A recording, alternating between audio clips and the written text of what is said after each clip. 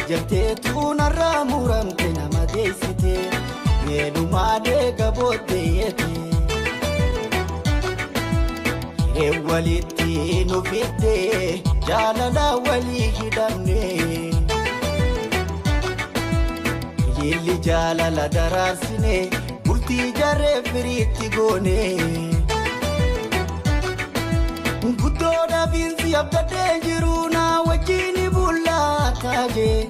oduma naati hin nagante tuyda naggalta yoomiinse beenuwaa bilaashitti nafoo himimmaan koo akka yaa'e oduu dharaa dhugoomsite badii malee na darbite na agarsiisu booddeete hafte yaate ni dhufaa na ballamte qalbiito fannifte maali maaltu si argate way ana baluu ati saabaluu waliin jennee osoo waliin baree narrasee kaa oltee jettee na shoorar keessite na laaffatte onnee didee osoon dheessu jaalala onnee tokkabsiifte balbala akkoofte haasawaa halaa bifaa fi unkaa kan kee jala arrawaa namijjooytu niin gala iftaaniin deebi'ee si laala jettee maa haftee narraa abdiitoo maana dhorkitee malaa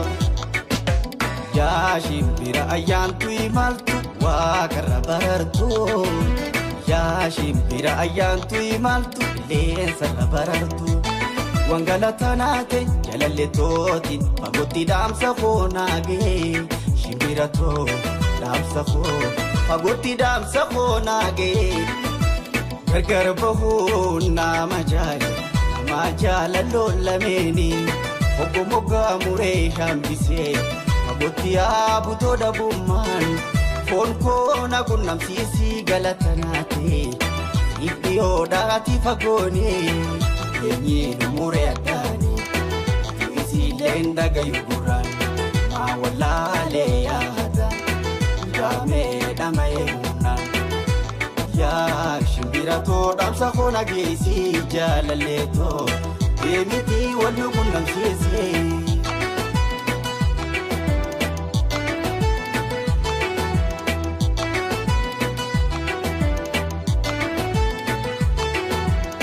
Himimmaan jaalala guyyaa dabaane sinna yaadachiisa waa sinii raanfanne gargar baanus garuu amtuutee waan fedhu galata keetiitu hedduu waa sinii raanfadhu amtuun seen argine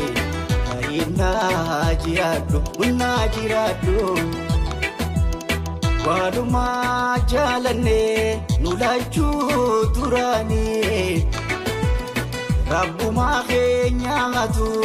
walibnu kodine Ire mal konaga Hindan tayani Ada jalalatin kabde finahite